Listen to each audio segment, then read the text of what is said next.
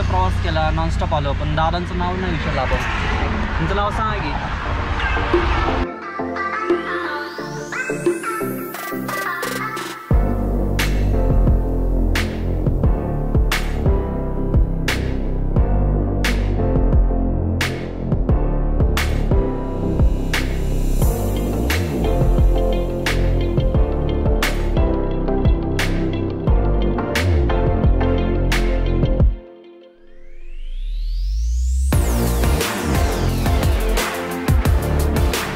तर मित्रांनो, फायनली आपली जर्नी सुरू झालेली आहे आपल्या ड्रीम प्रवासाची, बँगलोर ते जोधपूर. पण त्या अगोदर आपल्याला पुण्यावरनं बँगलोरला जावं लागणार. तुम्ही विचार करसाल की बँगलोरवरनं येणारी गाडी पुण्यामधनं जोधपूरला जाते, म्हणजे मुंबई मार्गे.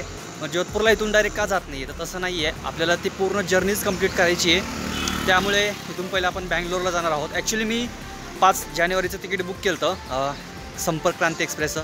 ती चंदीगड ते यशवंतपूर असते, पण ते मी कॅन्सल केलं कारण की परत कोविडचं सीन वाढायला लागलेलं आहे. त्यामुळे म्हणलं जास्त रिस्क नको घ्यायला, अगोदरच आपण ट्रॅव्हल करून घेऊया.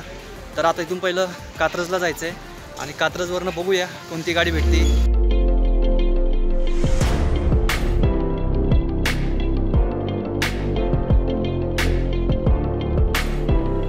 आलोय मी आता नवले ब्रिजपाशी आणि इथून डायरेक्ट गाड्या भेटतात कोल्हापूरला किंवा पुढे जाणार, कारण मुंबईवरनं गाड्या येणार असतात.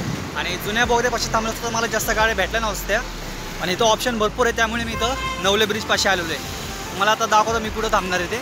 जसं मुंबईला आपण पुण्याकडे येताना तसं मुंबईच्या मेन हायवेवरती थांबलेलो आपण, तसं आता इथं नवले ब्रिजपाशी आपण थांबणार आहोत. तर आता इकडे सातारा आणि इकडे अशा गाड्या थांबलेल्या आहेत. तर गाडीची वाट बघूया. मला वाटतं कोल्हापूरपर्यंत भेटेल आपल्याला गाडी, आणि पुढं माहिती नाही आता. डायरेक्ट भेटली तर चांगलीच गोष्ट आहे. बघूया किती वाजतात आपल्याला, कारण आता टाईम झाला आहे 12 वाजलेत आता दुपारच्या. किती वाजता पोचते माहीत नाही काहीच. पिकअपला कोल्हापूरला 300 रुपये सांगते, जास्त होते आहेत. 200पर्यंत ठीक आहे. बस जर असली अशी तर ठीक आहे 300 रुपये. 200 रुपयापर्यंत आपण ट्राय करूया. बराच वेळ थांबलो आहे पण गाडी तर काय थांबा नाही. आणि इथंच एक VRLचं ऑफिस आहे, VRL ट्रॅव्हल्स. इथं चौकशी केली मी बसची. स्लीपर बसचं तिकीट आहे 1200 रुपये आणि नॉन AC सीटरचं तिकीट आहे 900 रुपये डायरेक्ट बँगलोरपर्यंत. बघूया, आपण जास्तीत जास्त ट्राय करूया. जर नाही भेटली तर शेवटी मग पर्याय नाही आपल्याकडे, नाही तर मग संध्याकाळी गाड्या भरपूर असतात जाण्यासाठी. पण प्रयत्न करूया आपण. शिवशाही बस चालू आहे मुंबई ते सातारा. ॲक्च्युली जेव्हा मी पुण्याला येत होतो मुंबईवरनं तेव्हा चालू होती, पण मी मुद्दामून बसतो नव्हतो त्या बसमध्ये. समोर बघू शकता इथं मुंबई सेंट्रल सातारा. तर फायनली मला गाडी भेटलेली आहे डायरेक्ट कोल्हापूरपर्यंत. बराच वेळ झाला थांबलं मी, जवळजवळ 2 तास झालं थांबले. गाड्याच थांबत नाही आहेत. कोल्हापूरपर्यंत जाऊया, मग तिथून पुढे बघूया कुठली गाडी भेटते. जसा जसा प्रवास होईल तसं तुम्हाला समोर दिसेलच.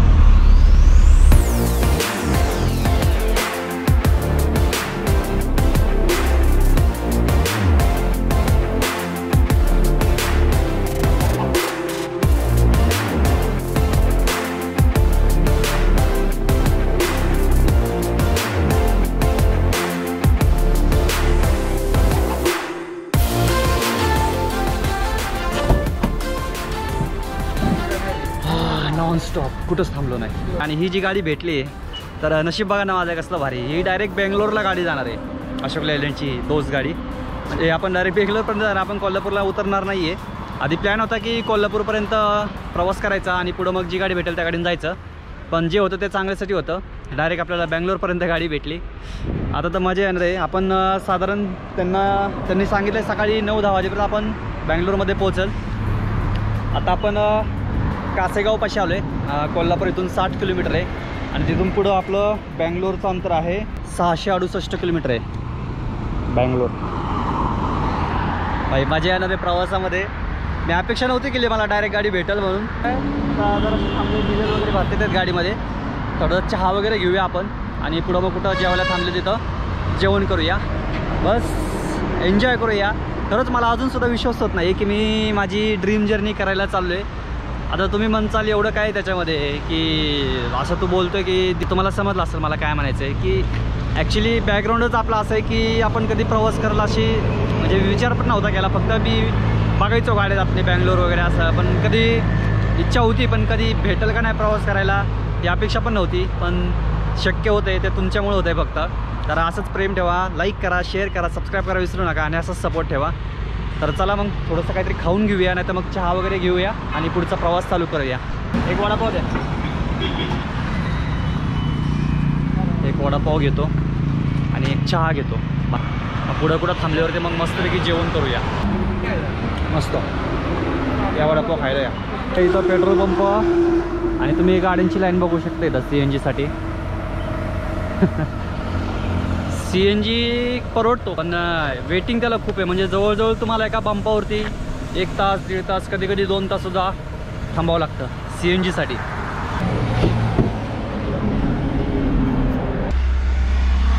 आपण एवढा वेळ प्रवास केला, नॉनस्टॉप आलो, पण दादांचं नाव नाही विचारलं आपण. तुमचं नाव सांगा की. अरविंद शिंदे. आज आपल्याला दादा डायरेक्ट बँगलोरपर्यंत भेटले, त्याच्यामुळं एकदम काय सांगायचं.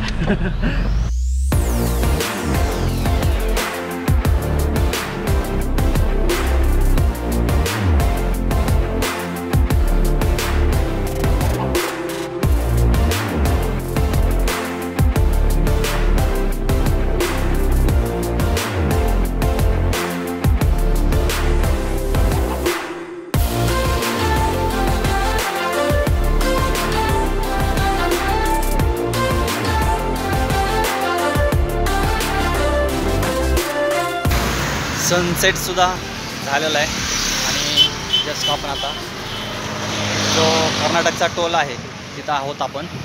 आणि अजून बरंच लांब आहे, पण रस्ता एकदम छान असल्यामुळे आता काय वाटणार नाही एवढं.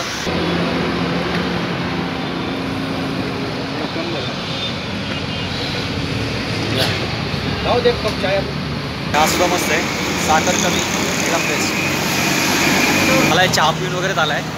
आता तुम्हाला आपल्या महाराष्ट्रामधल्या आणि कर्नाटकमधल्या जो डिझेलचा भाव आहे तो तुम्हाला दाखवतो. आपल्या महाराष्ट्रामध्ये साधारण 110 रुपये लिटर पेट्रोल आहे आणि डिझेल 92 आहे ना. आता तुम्हाला एक बोर्ड दाखवतो मी. काय आहे, 7 रुपयांनी डिझेल स्वस्त आहे, 7 रुपयांनी, आणि पेट्रोल 9 रुपयांनी स्वस्त.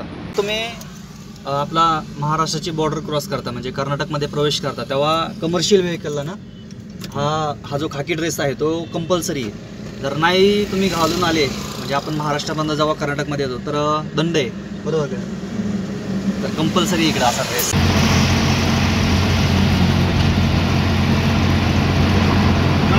धारवाडच्या पुढं आलो आहे आम्ही आणि ही आपली गाडी जेवायला थांबले.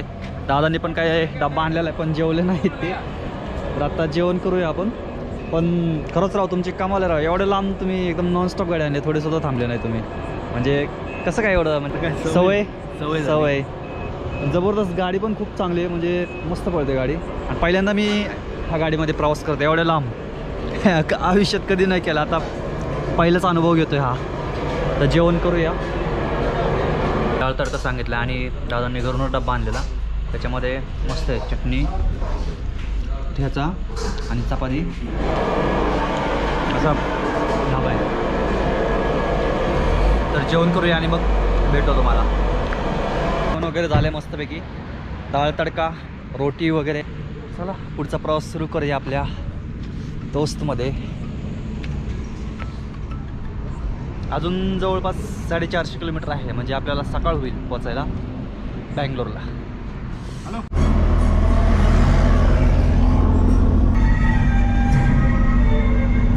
तर झोप लागायला लागली मला आणि बघू शकता मी काय घेऊन बसले.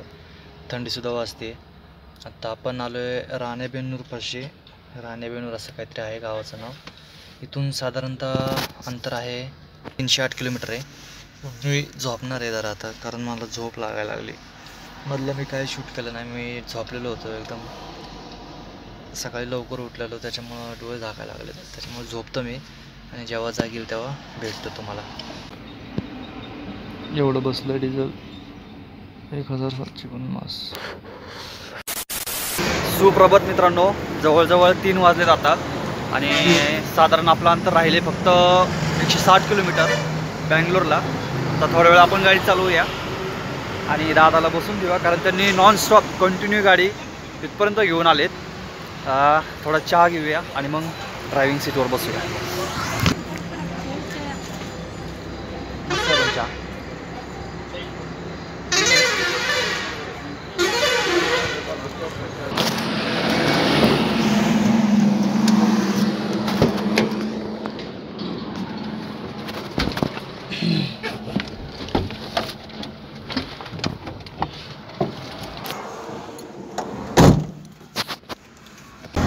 तर सुरू झाला आपला पुन्हा एकदा प्रवास. आता म्हणलं थोडं दादाला आराम करा, आपण गाडी चालवूया आता जरा वेळ. म्हणजे एक अर्धा एक तास जरा त्यांना झोपले तर मग पुढं त्यांना दिवसभर टेन्शन नाही का नाही. तुम्हाला पुढची कामं करता येते. मला पण काय आता जाऊन फक्त आरामच करायचा आहे आणि माझा पण थोडा आराम झाला. मस्तपैकी डुलक्या वगैरे मारलेत ते. आता थोडी आपण ड्रायव्हिंग करूया.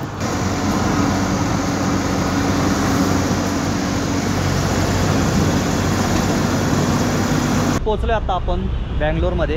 आता टाईम झाला आहे 5:51 म्हणजे जवळजवळ 6 वाजलेत. तर आता दादांना बाय बोलायची वेळ आहे. तर इथून पुढं त्यांना 20 किलोमीटर जायचं आहे आणि आपलं तर प्रवास संपतो आता. म्हणजे माझा संपणार नाही आहे, माझा पुढं चालू होणार आहे. पण आपण हा व्हिडिओ इथं संपूया आणि नेक्स्ट जर्नी आपण पूर्ण जो आपला प्रवास होणार आहे बँगलोर ते जोधपूर तो आपलं कवर करणार आहोत. ठीक आहे. आता बघूया पुढं काय कसं. आनंदराव सर्कलपाशी जातो, तिथं काय हॉटेल वगैरे काय राहायची सोय वगैरे ठीक आहे. चलो थँक्यू.